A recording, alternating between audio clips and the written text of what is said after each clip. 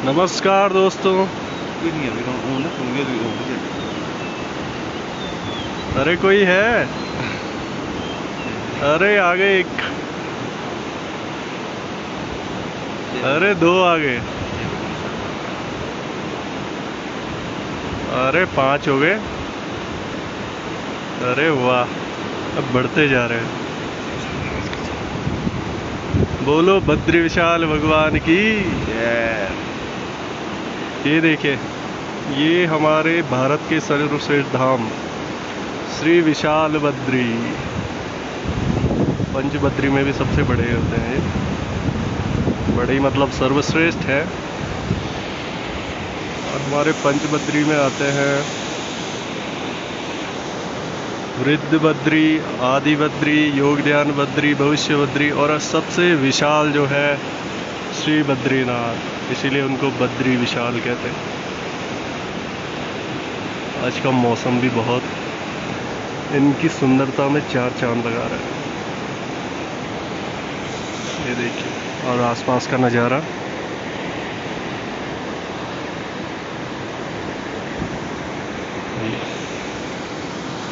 ये है नीलकंठ पर्वत जाने का रास्ता, क्योंकि ये पहले शिव जी की भूमि हुआ करती थी।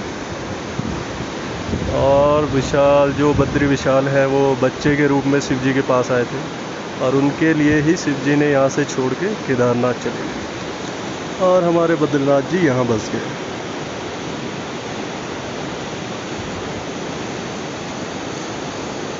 आजकल तो कोई नहीं है यहाँ, लॉकडाउन की वजह से, कोविड की वजह से, वरना हम लोग यहाँ नहीं लाइन पे खड़े होते इनके दर्शन के लिए। दर्शन तो खैर हम अभी भी नहीं कर पा रहे हैं, लेकिन बाहर से देखने का ही अलग मज़ा है इनको, और आप सबको भी देना चाहते हैं हम ये मज़ा। देखिए आप लोग, हमारे बद्री विशाल की महिमा ही कुछ ऐसी है, जो भी यहाँ आ जाता है वो बस यहीं का होना चाहता है। जितने भी लोग देख रहे हैं ना, मैं उनको बता दूं कि जहाँ से मैं वीडियो बना रहा हूँ, अगर आप लोग यहाँ खुद आएंगे तो आभास होगा कि बद्रीनाथ जो है वो कितने विशाल है, क्यों कहा जाता है इनको बद्री विशाल।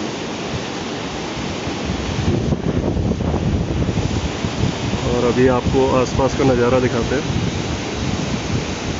इधर से इधर की तरफ जाएंगे तो ये आपको झरना दिखाई दे रहा है, ये इसे कहते हैं ऋषिगंगा। ये नीलकंठ की तरफ से आती है, और इसी ऋषिगंगा पे एक पावर प्रोजेक्ट भी है जो पूरे बद्रीनाथ में लाइट की सप्लाई करता है। और यहाँ नीचे है अलकनंदा नदी, और वो सामने जो छोटा सा झरना जैसा आ रहा है वो है तप्तकुंड का गर्म पानी। और वो आपको लिखा हुआ दिख ही रहा होगा, तप्तकुंड। ये भी गर्म पानी का स्रोत है।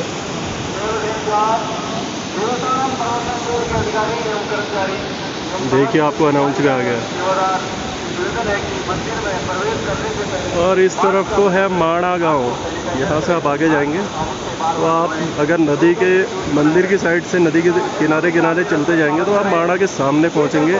वहाँ बद्री विशाल जी की माँ रहती है, माता मूर्ति। और इधर की तरफ आप जाएंगे तो इधर की तरफ बामणी गांव और जो जोशीमठ का रास्ता। हम लोग पुल के इस पार खड़े हैं क्योंकि उधर जाना मना है कोविड की वजह से, सभी लोगों को मालूम है। शायद 15 तारीख के बाद सबको दर्शन करने का मौका मिले। और आप जैसे देखते हैं कि विष्णु भगवान के ऊपर से हमेशा शेषनाग के फन रहते हैं, तो आप ये ऊपर ये पर्वत देख सकते हैं, ये इसी आकार में है जो विष्णु भगवान के पीछे जो शेषनाग रहते हैं। 5-6 फन, पता नहीं, मुझे भी नहीं पता कितने होते हैं, लेकिन होते हैं जो, वो ऐसे ही पीछे से। यहाँ आपके नर नारायण पर्वत हैं, और ऊपर जो आपको घाटी जैसी दिख रही है जहाँ बादल दिख रहे हैं वहाँ नीलकंठ पर्वत है। 1-2 बार गया हूँ मैं, और वहीं से आपका जो केदारनाथ का जो पुराना रास्ता होता था वो भी है। अभी हम पर्वत पे हैं। तो अगर आप यहाँ से ट्रैक कर सकते हैं केदारनाथ के लिए तो लगभग 15-16 दिन का होता है और आपको बहुत तैयारी के साथ जाना पड़ता है क्योंकि बहुत विकट परिस्थितियाँ हैं वहाँ रास्ते में। और हम लोग जो है ये नर पर्वत की साइड है और जो पुल के पार है वो नारायण पर्वत जो बद्री विशाल के पीछे से है, वो नारायण पर्वत है। नर और नारायण दो लोगों ने जो भक्त थे भगवान को, उन्हें तपस्या करी थी कि राक्षस को मारने के लिए, तो ये इसलिए इनका नाम नर नारायण पर्वत पड़ा है। और आप यहाँ से ऊपर को जाएंगे तो यहाँ भी एक बहुत ही अच्छा ट्रैक है, मन्नाक ट्रैक। तो वहाँ आपको लगेगा कि आप बादलों के ऊपर पहुँच गए, बादल आपको नीचे दिखाई देंगे। वहाँ यहीं से है, उसको ऊपर जाता है, काफ़ी है, 2-3 दिन का ट्रैक है। और यहीं से आप स्वर्गारोहणी का रास्ता भी है, आप नदी की इस साइड ही जाएंगे तो लगभग 25 किलोमीटर का ट्रैक है। बहुत से लोग जानते होंगे और गए भी होंगे, तो मैं भी गया हूँ, पिछले साल ही गया था। तो 25 किलोमीटर का ट्रैक है, लेकिन 25 किलोमीटर पूरे होने के बाद आपकी सारी थकान जो है वो सुकून में बदल जाती है। और मैं तो वहाँ रहा भी हूँ, नाइट स्टे किया 2 दिन, लेकिन वहाँ जैसा सुकून कहीं नहीं मिला। और बाकी यहाँ तो सुकून ही सुकून है, क्योंकि यहाँ तो है ही बद्री विशाल। जब भी मैं बद्रीनाथ आता हूँ तो हमेशा उत्साहित रहता हूँ, बहुत एक्साइटेड रहता हूँ मैं यहाँ आने के लिए। और वापस जब भी जाता हूँ तो इतना निराश होकर जाता हूँ कि बद्रीनाथ जी को छोड़ के जा रहा हूँ। भगवान बद्री विशाल सब पे कृपा बरसाए और ये बीमारी भी दूर करे, ताकि हम लोग भी दर्शन के लिए आ सकें और आप लोग भी जा सकें और इनके दर्शन पाके धन्य हो सके। चलिए फिर मैं वीडियो को समाप्त करता हूँ, फिर कभी मुलाकात होगी आप लोगों से ऑनलाइन ही।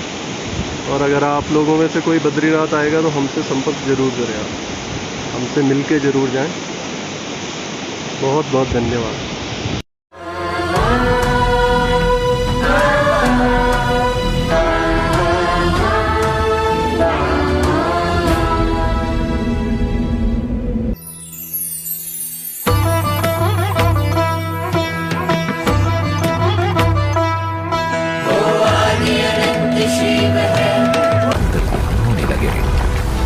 और तभी पांडवों का संदेह यकीन में बदल गया कि ये महादेव ही है।